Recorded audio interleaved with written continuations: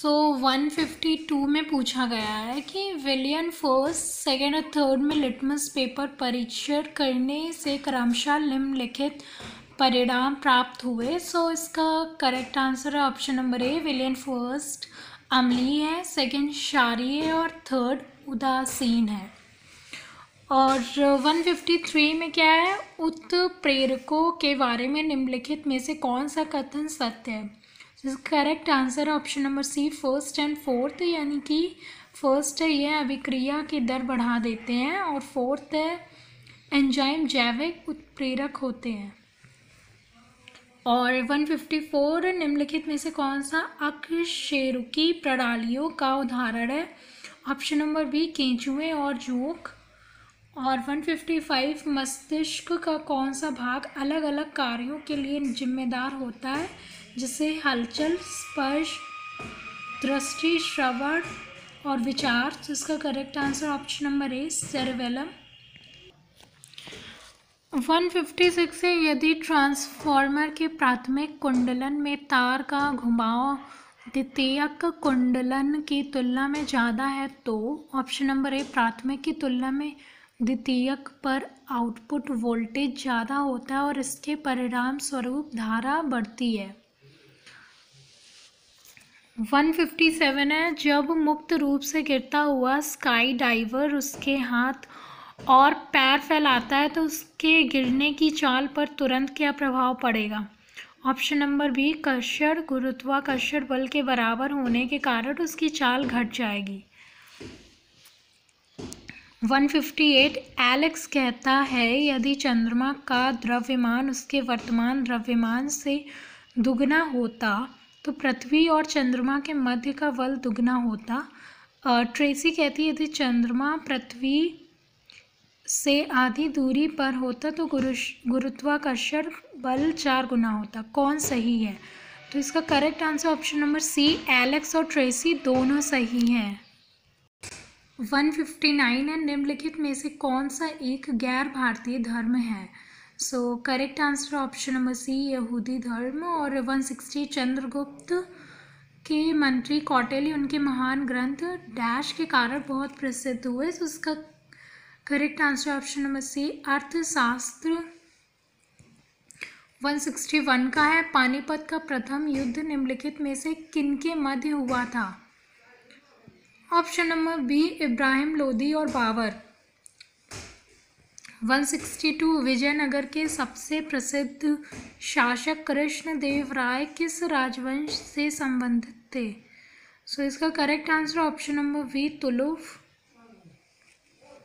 163 निम्नलिखित में से किसे प्रारंभिक भारतीय पुरातत्व की मुख्य अवधियों के घटनाक्रम के अनुसार क्रमबद्ध किया गया है। Correct answer option number C, पुरापाषाण, नवपाषाण, मध्यपाषाण, हड़प्पा। 164 है, 15वीं और 16वीं शताब्दी के दौरान वाणिज्यिक व्यापार के लिए आमतौर पर हुंडी का इस्तेमाल किया जाता था। हुंडी का क्या तात्पर्य है। सो इसका करेक्ट आंसर है ऑप्शन नंबर डी, विनिमय पत्र।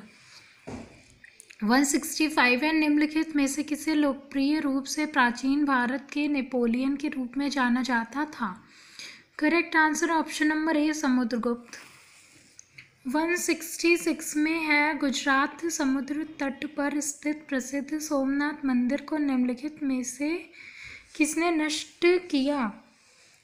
Correct answer option number B, Mahmud Ghaznavi. 167 है, सिक्कों के अध्ययन जिसमें आलेख और चित्रों जैसे दृश्य तत्वों सहित धातु क्रम विश्लेषण और उनके मिलने की परिस्थिति शामिल है उसे स्लैश कहा जाता है। ऑप्शन नंबर बी, मुद्रा शास्त्र। 168 है, बंगाल में 1700 के उत्तरार्ध में स्थापित सत्ता शासन के अनुसार निम्नलिखित में से कौन सा सत्य नहीं है। तो सत्य जो नहीं है वो ऑप्शन नंबर डी है, रैयत गांव में राजस्व मांग जमा को बांटते थे। और क्वेश्चन नंबर 169 में पूछा गया 1885 में स्थापित भारतीय राष्ट्रीय कांग्रेस के पहले अध्यक्ष प्रेसिडेंट कौन थे। सो क्वेश्चन नंबर 169 में पूछा गया 1885 में स्थापित भारतीय राष्ट्रीय कांग्रेस के पहले अध्यक्ष प्रेसिडेंट कौन थे? Correct answer option number B W.C. Banerjee. 170 में पूछा गया निम्नलिखित स्थानों में से गदर आंदोलन कहाँ आरंभ हुआ था? ऑप्शन नंबर सी संयुक्त राष्ट्र अमेरिका। 171 में पूछा गया 1853 में अंग्रेजों ने भारत के रेल मार्ग कहाँ से बनाया जहाँ पहली ट्रेन चली? ऑप्शन नंबर ए बॉम्बे से थाने। 172 लॉर्ड डलहौजी ने हड़प नीति का इस्तेमाल क्यों किया? ऑप्शन नंबर बी झांसी रानी को हड़पने के लिए। 173 निम्नलिखित में से कौन सा विकल्प महात्मा गांधी ने दांडी मार्च के उद्देश्य से बिल्कुल भी जुड़ा हुआ नहीं है? Correct answer option number D विदेशी कपड़ों का बहिष्कार करना। 174 है कांग्रेस के नरम दल और गरम दल समूहों के बीच विभाजित हो जाने के बाद निम्नलिखित में से किस नेता को भारतीय राष्ट्रीय कांग्रेस के नरम दल का भाग माना जाता था? Correct answer option number B Gopal Krishna Gokhale. 175 में पूछा गया निम्नलिखित में से अलीगढ़ मुस्लिम विश्वविद्यालय की स्थापना किसने की थी? Correct answer option number D Syed Ahmad Khan. और 176 में पूछा गया भारतीय सुधारकों द्वारा आरंभ किए गए सीधे आक्रमण से प्रभावित होकर निम्नलिखित में से किसने सती प्रथा के उन्मूलन का नेतृत्व किया था? Correct answer option number C Raja Ram Mohan Roy. 177 निम्नलिखित में से किस सत्र में दादा भाई नौरोजी ने स्व सरकार या स्वराज को कांग्रेस के लक्ष्य के रूप में घोषित किया? ऑप्शन नंबर ए कलकत्ता। 178 में क्या है? इनमें से माउंटबेटन योजना के मुख्य बिंदु कौन से थे? तो इसका correct answer option number D first, second, third and fourth. First है पंजाब और बंगाल विधानसभाएं विभाजन के साथ स्वतंत्रता के लिए मतदान करने हेतु हिंदुओं और मुसलमानों के दो समूहों में मिलेंगी। सेकेंड है सिंध पाकिस्तान का भाग होगा। थर्ड है north west frontier province Pakistan का हिस्सा होगा, जबकि बंगाल का सिलहट जिला भारत का हिस्सा होगा। फोर्थ है विभाजन होने पर दो स्वतंत्र देशों और दो संविधान सभाओं का निर्माण किया जाएगा। और 179 में पारंपरिक फुलकारी कढ़ाई शैली किस राज्य में सबसे ज़्यादा प्रसिद्ध है? Correct answer option number D Uttar Pradesh. 180 में पूछा गया निम्नलिखित में से कहाँ लोकगीत की एक शैली रागिनी प्रसिद्ध है? Correct answer option number A Madhya Pradesh. 181 है किसी देश के आंतरिक प्रदेश के भीतर उत्पादित सभी तैयार माल और सेवाओं के एक वर्ष में मापे गए बाजार भाव का क्या कहा जाता है? करेक्ट आंसर ऑप्शन नंबर ए बाजार मूल्य पर सकल घरेलू उत्पाद। 182 में पूछा गया औसत उपभोग प्रवृत्ति डैश है? Correct answer option number D प्रति इकाई आय परिवर्तन पर उपभोग में परिवर्तन। 183 में पूछा गया सिल्क रूट के बारे में निम्नलिखित में से कौन से कथन सत्य हैं? इसका correct answer option number D first, second, third and fourth. First में सिल्क रूट का उपयोग केवल रेशम के व्यापार के लिए किया जाता था।